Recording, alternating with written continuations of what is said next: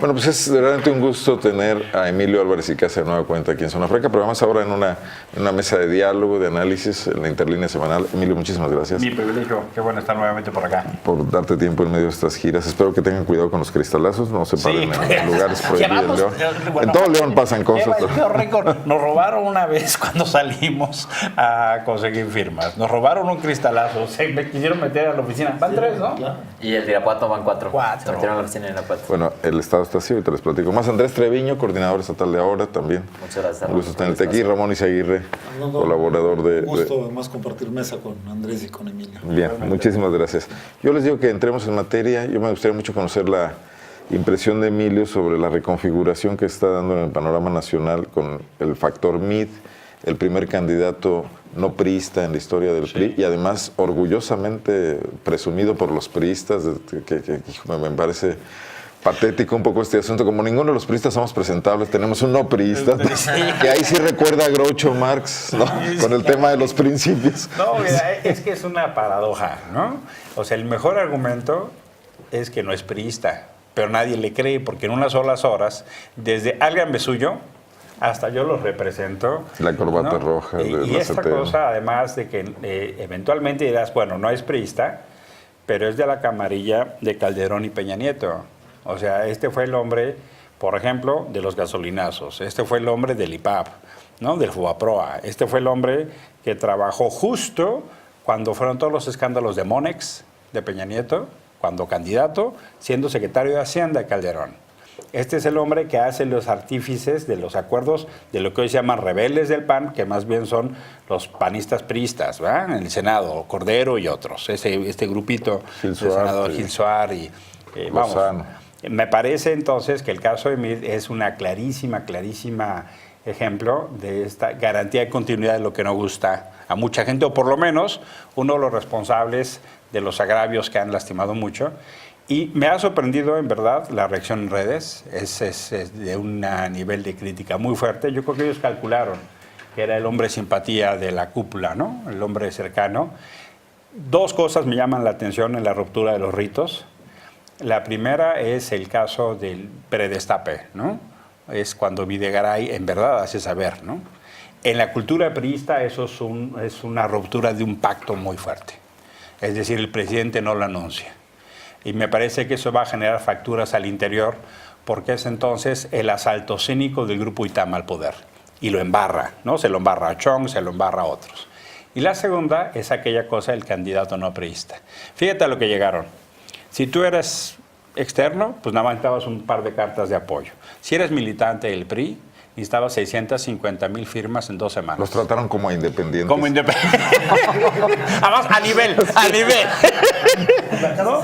Eventualmente peor, porque nada más les dieron 2 semanas. O sea, el premio por ser militante del PRI, tu reconocimiento, tu apoyo a tu militancia, 25, 30 años de militancia, 650,000 firmas en 2 semanas.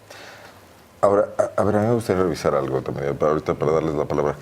La crisis de los partidos en la que emergen los movimientos como ahora y otros que estamos viendo en el país, la reflejan hoy los propios partidos. O sea, el PRI decide lanzar a un no miembro del partido. Los otros dos partidos que están conformando el frente pretenden disfrazarse de Frente Ciudadano y no aparecer como partidos políticos. Y Morena ni siquiera se llama partido. Y yo de repente les digo a los de Morena aquí en Guanajuato que parecen secta religiosa. Y ahora que me dijeron que el 12 de diciembre es el registro, dije, ya ven. Se quitó la duda. Entonces, este es el tema central. O sea, nos van a gobernar el sistema de partidos que privilegia la Constitución bajo unos partidos que ya están avergonzados de ser ellos mismos. Sí. O sea, ¿cómo vamos a ir a formar un gobierno legítimo con eso, ¿no? Hay una crisis de representación brutal, ¿no? Tenemos alcaldes o gobernadores que llegan al gobierno con el 15, 17% del padrón. Y no solo eso, me parece que hay esta crisis de confianza muy profunda. Así como en los 90s, la clave de lo que se apostaba como transición a la democracia, que terminó una alternancia bastante decepcionante, era esto que llamamos ciudadanización, que luego se decayó por la construcción de una poderosa partidocracia. Hoy pareciera que otra vez la vuelta a aquella cosa de no partido es lo que pudiera dar entonces cara, fachada de confianza que no están teniendo por la forma en cómo gobiernan. El mejor caso es lo que pasa con Peña. Ha gastado 37,000 millones de pesos en publicidad, en anuncios, y tiene niveles de aceptación los más bajos históricos. Yo que él me quejaba con el publicista, ¿no? Han gastado millones y mira el nivel de aceptación que tienen. Es un tema de fondo, ¿no? Sí, ese es muy difícil porque habla mucho de la crisis de la prensa y de los medios. Pero a ver, me gustaría pues, no monopolizar la plática de este lado. Adelante, la verdad es que bastante disfrutable. A ver, yo veo dos reflexiones muy rápidas. Mid no me deja de parecer el candidato de la economía, o sea, del dinero, ¿no? O sea, es un mensaje claro a los grupos de poder económico en el país en torno a congraciarse con él. No es un candidato de una base social importante, sino de una base económica, ¿no? Y tratando de mandar una certidumbre a la parte económica en medio de todo lo que ocurre, lo que puede ocurrir con el TLC, la relación con Estados Unidos y la gran crisis económica que sigue viviendo el país. Y por otro lado, esto de ciudadanizar, yo oí una declaración verdaderamente lamentable de Anaya diciendo, es que nosotros somos ciudadanos también. Ahora reclamándose como ciudadanos, cuando en realidad lo que se ha buscado con la ciudadanización es otra cosa, es este rebase que los partidos, yo quiero pensar que se han dado cuenta, pero no han sabido cómo procesar. Y quiero pensar que se han dado cuenta en el momento en que el PRI lanza a un no priista, en el momento en que el Frente está buscando cómo esto que comenta Arnoldo, cómo no verse tan inclinado a un partido o a los partidos que lo integran. ¿Cómo esconderse? Pero queriéndonos vender ellos, sí, el ser ellos los ciudadanos, sin darse cuenta que el movimiento es otro, va mucho más allá que ellos, y que el hartazgo no solo son a unas siglas, sino a los miembros de estas siglas, ¿no? A los dueños de estas siglas. A la forma de política. Exactamente, sí. Entonces, creo que no va a bastar el ciudadanizar, por así llamarlo, la candidatura del PRI o ciudadanizar la del Frente, ¿no? O, bueno, pues la candidatura de 3 procesos electorales de Andrés Manuel para que se conformen como una opción real. Yo hoy declaraba a otro medio que me parece que puede ser importante el nivel de abstención, ¿no? por este hartazgo, ¿no? Y lo lamentable de que sea muy probable no ver en la boleta electoral, por lo menos a nivel nacional, digo, y esto es Emilio lo conoce muy bien, lo ha padecido incluso, no ver una opción verdaderamente ciudadana por todo este complejísimo entramado que se planteó para poder ver a verdaderos ciudadanos en la boleta electoral, ¿no? Y que estos ciudadanos, perdón, no son Margarita, ¿no?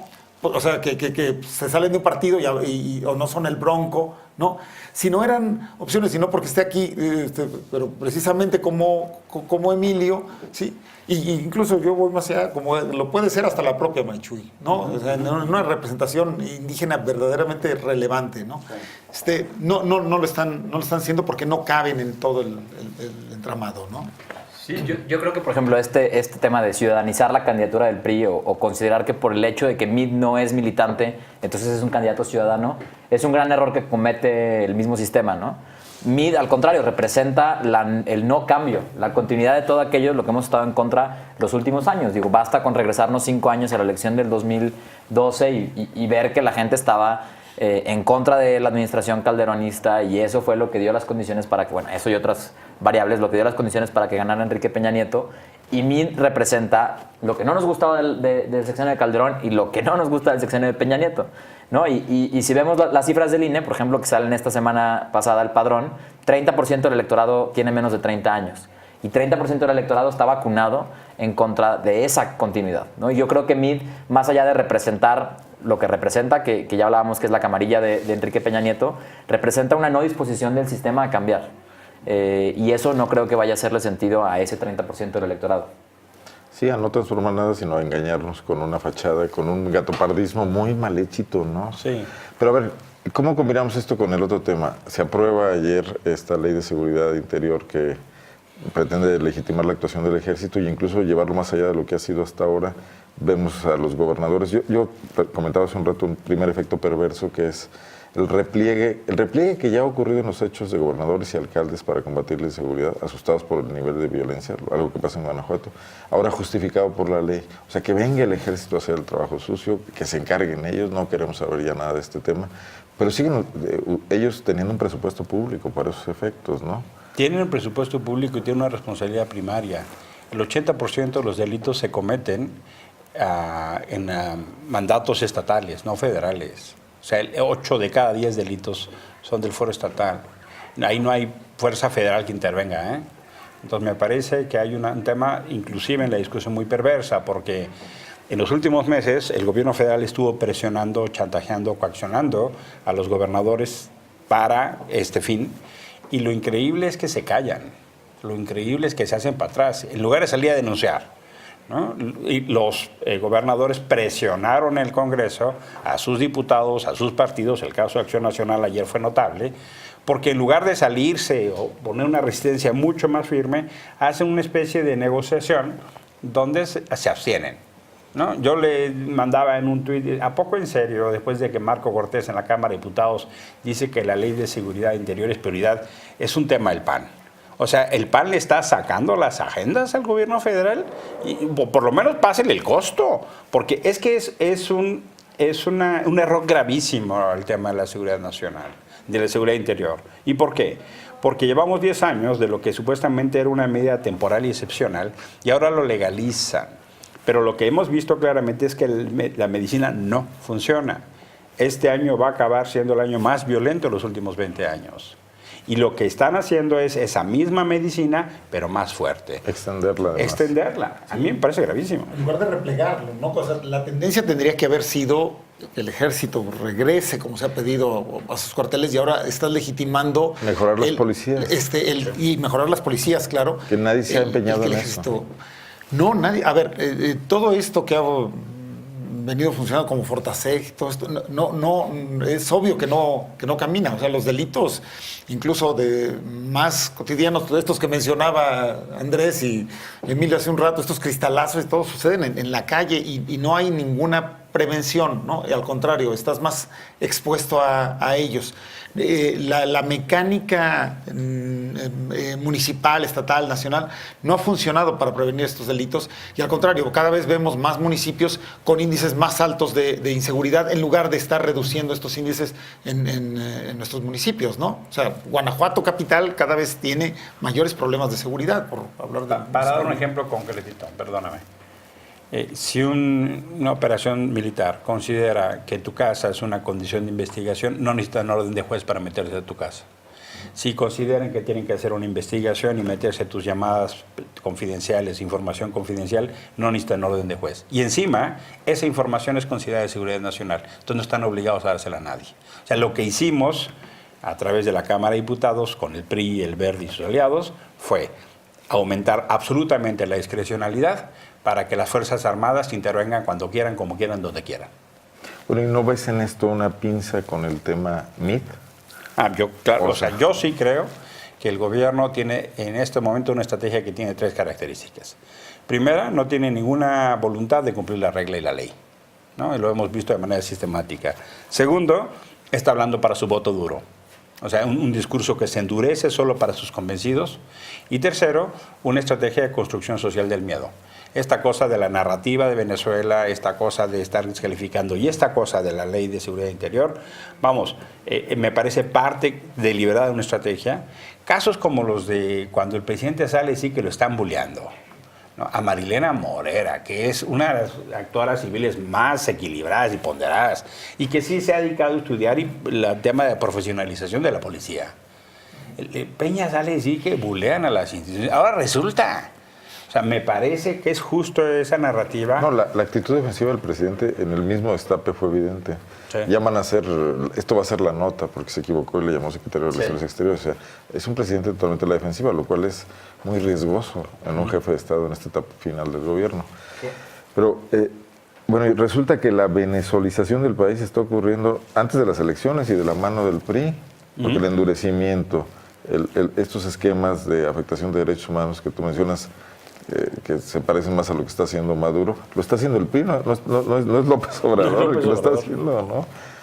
A mí, por ejemplo, el tema de la ley de seguridad interior, aterrizándolo en el contexto guanajuatense, pues hay un montón de cosas que brincan, ¿no? Si tenemos un par de años teniendo un gobernador que nos trata de convencer que los derechos humanos solo sirven para proteger criminales, y tenemos diputados que lo asumen públicamente y decir tenemos que echar para atrás el sistema penal acusatorio, demás situaciones, y estamos en proceso de construir el cuartel más grande del país, o el segundo más grande del país, se inserta en esta coyuntura de la ley de seguridad interior, yo creo que es altamente preocupante, ¿no? Vemos que en el contexto municipal pues no, o sea, digo, tenemos toda la administración de López Santillana discutiendo profesionalización de la policía, de entrada que les compren mejores uniformes, y ya vimos esta semana se echó para atrás esa compra, y se redireccionan todos los recursos a la construcción de un cuartel en Irapuato, que ni siquiera está medido cómo se va a solventar la vivienda, los servicios, un montón de cosas, y llega ese cuartel nuevo con una ley de seguridad interior y con un Estado que acepta públicamente que los derechos humanos protegen a los delincuentes y que entonces deberíamos echarlos para atrás, creo que complejiza también muchísimo el contexto local. La vez pasada que estuvimos acá, advertíamos de la descomposición de la seguridad en Guanajuato, ¿no? De cómo los fenómenos de estados circunvecinos se estaban escurriendo en violencia. Octubre generó una condición por primera vez que Guanajuato es el estado con más homicidios dolosos en el país. Eso no había pasado. O sea, no había pasado. O sea, lo que veníamos advirtiendo, se está descomponiendo la seguridad en Guanajuato. Se está generando un modelo de contención a la delincuencia ineficaz. Eso ya en octubre tuvo estos resultados. Por primera vez, Guanajuato es el primer estado con más homicidios dolosos en la República. Y entonces, ¿cuál es la respuesta? ¿Vamos a militarizar? El tema es que la Procuración de Justicia no está funcionando. ¿Y por qué es paradigmático? Porque aquí tienes un procurador, ¿cuántos años tiene? 8. 8. Entonces uno dice, claramente está fracasando la Procuración de Justicia, ¿no? Y me parece que esa medida es en parte lo que a nivel nacional está sucediendo. El aparato de Procuración de Justicia, por una parte, con esta reproducción estructural de impunidad, y el fallo del modelo de seguridad civil, genera una falsa salida donde entonces la ruta es la militarización. Aguas. A mí me parece muy peligroso. Pero una cosa sería tener gobernantes impotentes, superados por las circunstancias, limitados. Pero otra cosa es tenerlos actuando con dolo. Me parece mucho más grave. O sea, Miguel Márquez dijo esta semana que la culpa del alto nivel delincuencial era de las familias, porque no educaban bien a sus hijos. Ese discurso ha sido repetitivo.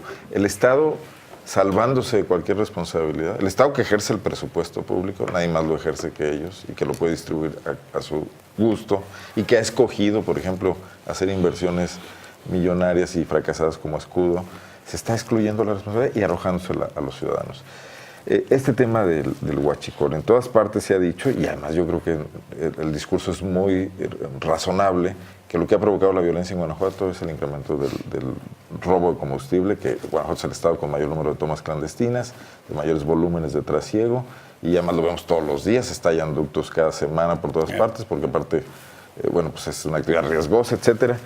Y cuando surge un tema delicadísimo, que es el hecho de que este combustible tiene un destino, no nada más se vende en las carreteras clandestinamente, sino que ya se está expendiendo en gasolineras, entrando al sistema legal, donde debería ser fácilmente detectable tan solo por las declaraciones fiscales de esas gasolineras, por su gasto para comprarle combustible a Pemex y su venta, que debería ser algo. En el sistema actual que tenemos de automatización, no me parece que sea muy complicado detectar eso, cuando una gasolinera está vendiendo combustible robado y comprando combustible robado, ¿no? Resulta que encontramos el tema de las 11 gasolineras cerradas en Guanajuato, anunciadas con bombo y platillo sin decir cuáles son. Y luego avanza el tema y investigaciones periodísticas que no, aclaraciones del Estado, ni del federal, ni a nivel estatal, revelan esta posibilidad que yo manejaría como una presunción, pues, un político priista destacado que ha ocupado cargos públicos importantes también en gobiernos panistas, cargos vinculados a la Secretaría de Seguridad Pública cuando éste existía, en el sexenio de Fox, fue oficial mayor de la Policía Federal Preventiva. Sí. Y además administrador fiscal regional, un contador reputado, Marco Antonio Vergara Larios, fiscalista importante, fue secretario de Finanzas en el último gobierno de Corrales Ayala. que pudiera en su gasolinera estar ocurriendo esto. Digo, no es un hombre al que tú dijeras le metió un gol su administrador, ¿no? Bueno, esto no se aclara de ninguna manera, hasta que surge el tema de que su hijo, que es un alto funcionario del Secretariado de Seguridad Pública, pudiera verse afectado por esta situación, por ser socio de la gasolinera. Y él sale a aclararlo y en un desplegado que en síntesis dice, no tengo nada que ver con la gasolinera porque endosé mis acciones hace 7 años a mi papá. No tengo nada. Y luego, muy enterado de una gasolinera de la que ya no tiene nada que ver ni administra, dice que el problema es un problema de software. Entonces sí está enterado, ¿no? Pero me parece que debería ser una altísima prioridad para el Estado aclarar esto. Sí, claro. ¿No? Porque si el cáncer está metido a niveles tan importantes, pues hay que erradicarlo. Y si no es cierto que estas gentes no sean difamadas, perfecto. El tema de que hoy anuncian el desplegado periodístico que publica en AM Iván Alejandro Vergara Ayala, de que amenaza con acciones legales contra el periódico Correo, me parece también un despropósito, ¿no? Es un acto de intimidación, ¿no? En este clima que estamos viendo, donde a un periodista en San Francisco del Rincón le han arrojado bombas en su casa esta semana, también eso es un funcionario público, ¿no? Ahí debería estar actuando ya derechos humanos. Pero de saque. ¿No? Naciones Unidas tiene un concepto que es muy bueno para apreciar estas ideas. Dice, los funcionarios encargados de hacer cumplir la ley. ¿No? Así se refiere como a un distinto de ramo de funcionarios. Esta persona que trabaja en el Secretariado Nacional y Sistema de Seguridad es un funcionario encargado de hacer cumplir la ley.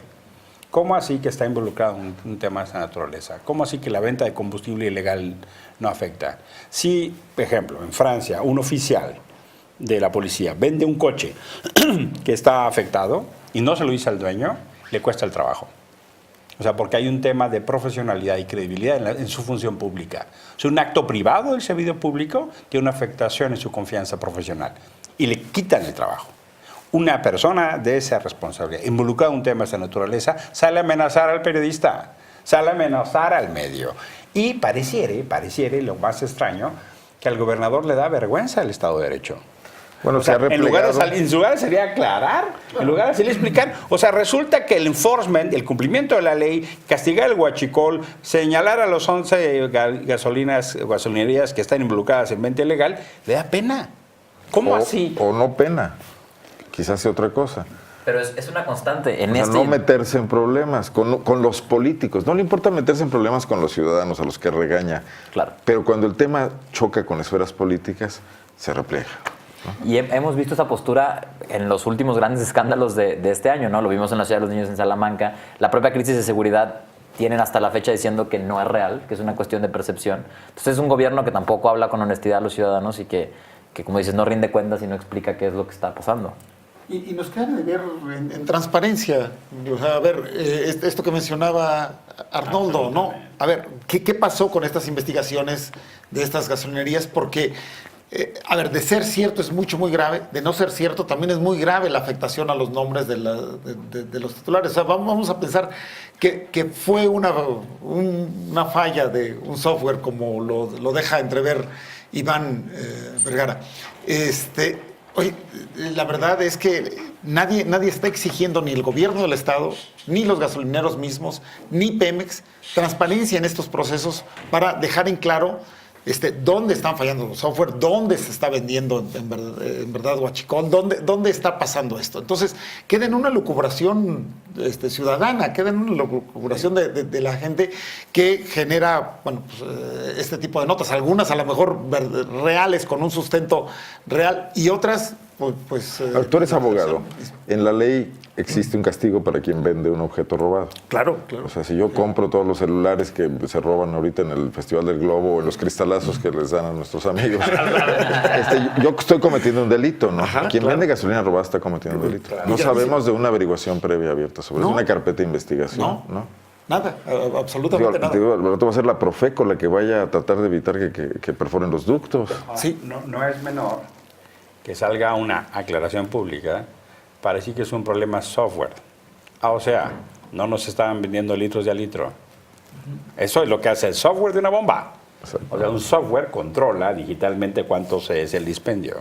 Sí, y habla de la ¿No? volumetría. Entonces, ya, o sea, ¿cómo así? O sea, encima nos está diciendo de manera indirecta... no soy guachicolero, no soy no me robo guachicolero, la pero gasolina. no vendo litros de a litro, o sea, no es tan grave. O sea, entonces, un fraude. Entonces, ese tipo de cosas, en lugar de tener transparencia. O sea, debería haber un perfecto acto de autoridad. Estas son las 11 gasolinerías, están sometidas a proceso de investigación por esto.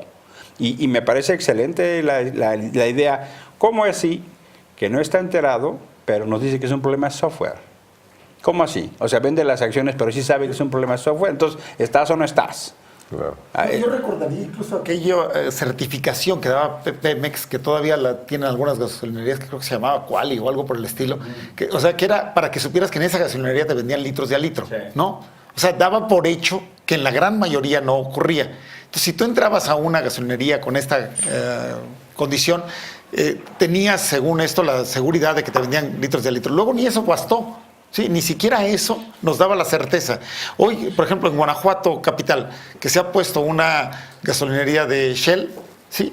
El boom de la gasolinería es que ellos sí nos van a vender litros de a litro porque los demás seguramente no, ¿sí? O sea, partimos así de una notable desconfianza por un tema de falta de control regulatorio de la propia autoridad y por falta de transparencia de ese control regulatorio, ¿no? Pero yo incluso iré otra cosa, o sea, la única explicación al auge de la violencia y esta, digo, si octubre fue alto, noviembre va a rebasarlo por la cantidad de asesinatos que ha habido, que estamos reportando, el AM, nosotros haciendo los recuentos ya por día, porque son 7, 8 diarios en las diferentes regiones del estado, ¿no? Y el tema es que es la venta de combustible, como lo ha dicho el procurador y como lo ha dicho el gobernador, y tienes una punta de madeja, porque bueno, el objeto de robar combustible y las bandas extractoras que se están peleando, no sé, estos territorios y que están corrompiendo a las policías municipales porque hay un flujo efectivo importante, no tendrían salida si no tuvieran manera de venderlo, ¿no? Y venderlo en grandes volúmenes. El general Arturo Martínez Bravo, si no me equivoco en el apellido, que se fue hace unos meses de Guanajuato, declaró en una entrevista de prensa que en una sola toma de uno de los más conspicuos jefes de estas bandas, le estaba proporcionando 1,5 millones de litros mensuales. Y dijo, y no tiene una, tiene varias. Un dato dado por el general en una entrevista de prensa. El tema del huachicol son puntos del PIB. O sea, el robo de petróleo, de gasolina en este país es de esa magnitud. Y lo que hemos visto no es una acción del Estado para combatirlo, impedirlo y restringirlo. En los gasoductos que existen en Estados Unidos. ¿Sabes dónde va a salir el dinero negro para las campañas próximas? ¿No? Por ejemplo. Entonces, si hay un ducto y hay una fuga, automáticamente se activa una alerta.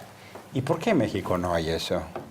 O sea, te ponen una toma clandestina y nadie se entera de la presión. Nadie dice, oye, mandamos 2 millones, porque además mucha de esa gasolina es importada, ¿eh?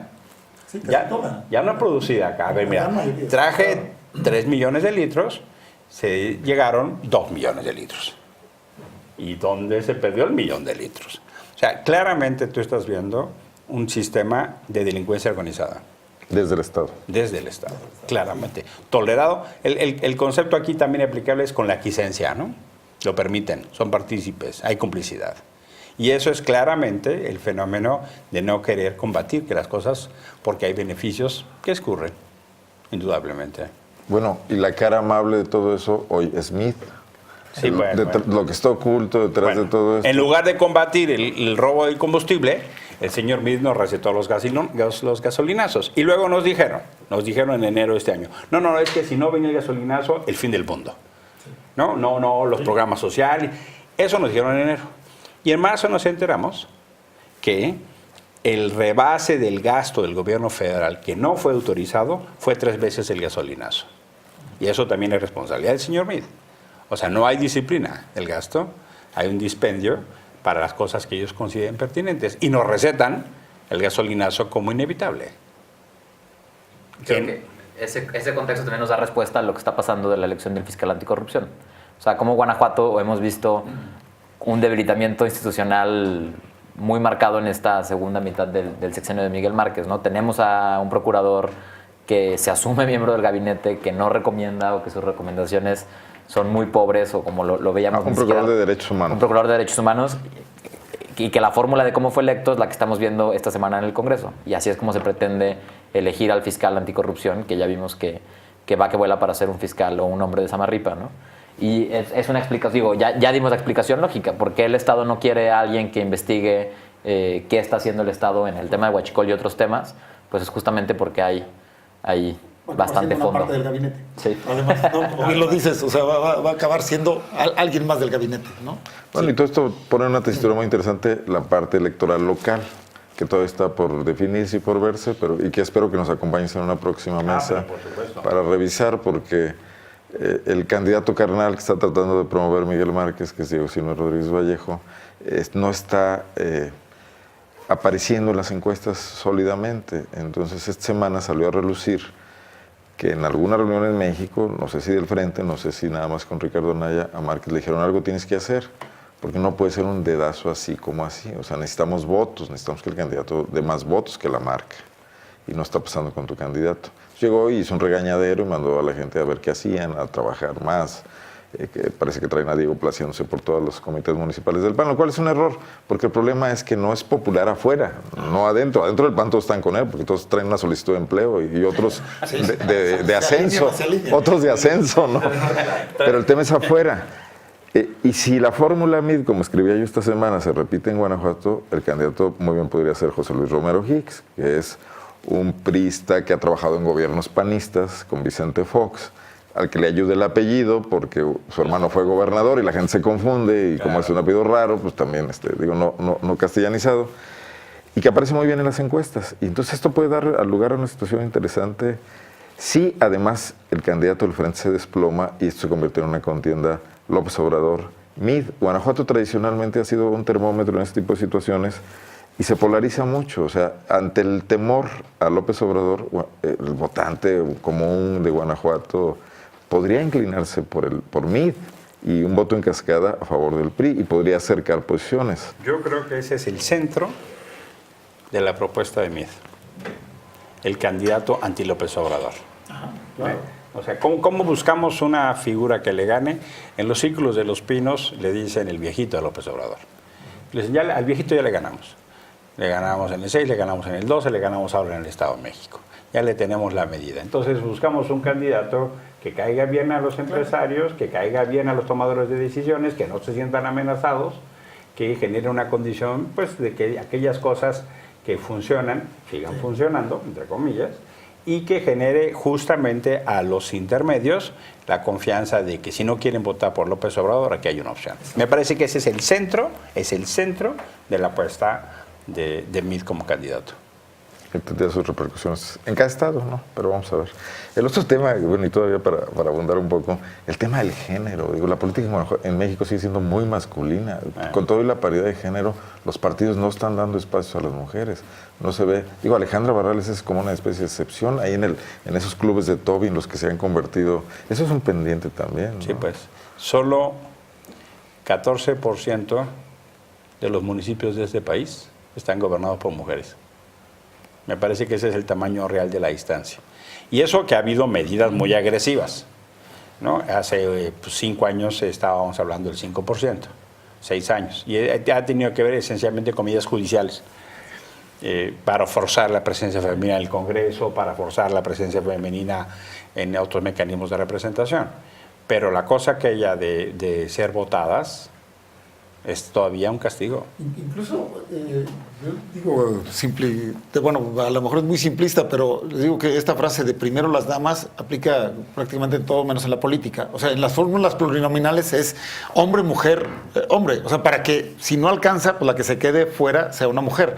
Ningún partido que yo sepa poner en sus listas plurinominales, sea para diputaciones, sea para regidurías, por ejemplo, el que vaya primero una mujer y luego un hombre. Sí, o sea, siempre garantiza un partido que va a meter 3 regidores, por ejemplo, que sea hombre, mujer, hombre, ¿no? Entonces, se busca el mecanismo para que queden muy por debajo de todas formas, ¿sí? Para que tengan una menor participación. Y eso es muy, muy, muy lamentable. O sea, sí, aquí en Guanajuato, digo, somos el segundo. Bueno, esta mesa también es una muestra de lo mismo.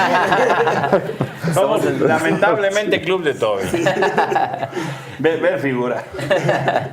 Digo, o sea, más allá de las fórmulas que ya van en paridad horizontal y vertical, luego están los puestos designados. Por ejemplo, el gabinete de Márquez, solo una de las 16 secretarías, una de las 16 está encabezada por una mujer.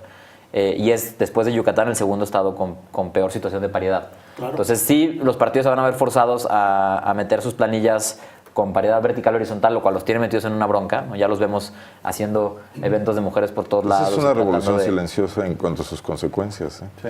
Aquí, por ejemplo, y yo le preguntaba a Pilar Ortega hace un rato, oye, el PAN o el Frente tiene que tener 23 candidatas mujeres. Y de esas 23 candidatas tiene que ser, además, en los municipios con una homogeneidad en cuanto a aquellos que tienen más población o los que son donde el PAN tiene más presencia o menos presencia, no mandar a las mujeres a donde pierden, etcétera, o los municipios pequeños. El síndrome de las Juanitas. Y hoy no se ve ni que los partidos estén propiciando la incorporación, ni en este momento las propias mujeres panistas tratando de salir adelante frente a esto, ¿no? Me hablaba de un grupo, y bueno, ojalá tenga más presencia pública ese grupo y hablemos de estos temas, pero a la hora de la hora no sé qué vaya a pasar, ¿no? con estos temas. Los alcaldes que se quieren reelegir del PAN, todos son hombres. Ahí van a tener una contradicción, ¿no? Yo creo que en muchos casos van a acabar judicializándose, ¿eh? En torno a los derechos.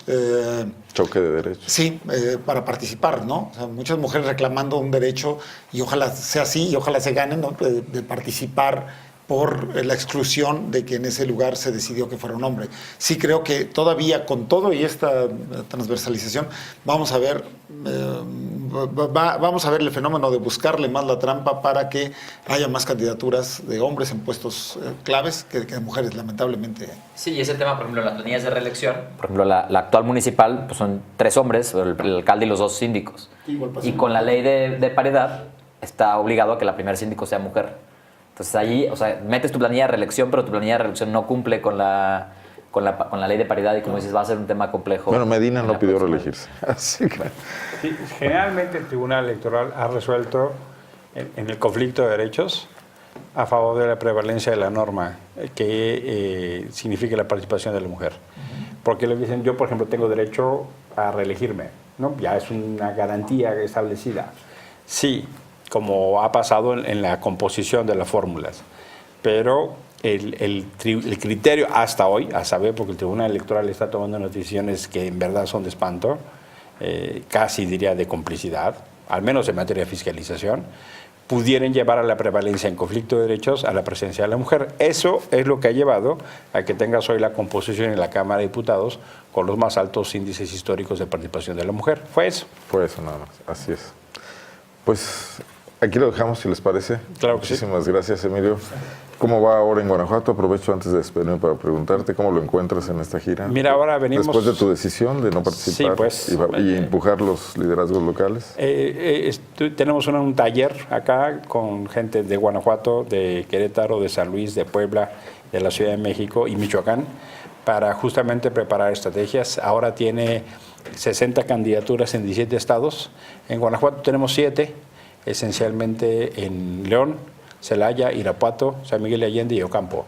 Es una combinación entre alcaldías y presidencias municipales y tiene que ver con eso, con una generación, con una expresión de no sentirnos representados. Vamos a trabajar estos días en la estrategia porque viene el San Benito de conseguir las firmas, ¿no? Que es como cancha ajena, público contrario y árbitro hostil.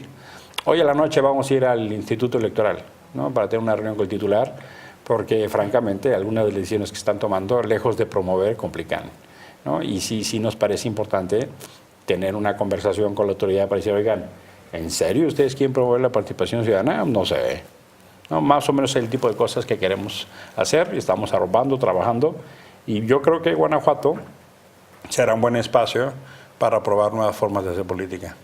Muy bien. Éxito a ambos. Muchas gracias. Emilio. Ramón, muchas gracias. Al contrario, Ramón, muchas gracias. Hasta aquí esta mesa. Yo les agradezco mucho que nos hayan seguido hasta este momento. Nos vemos el próximo lunes. Aquí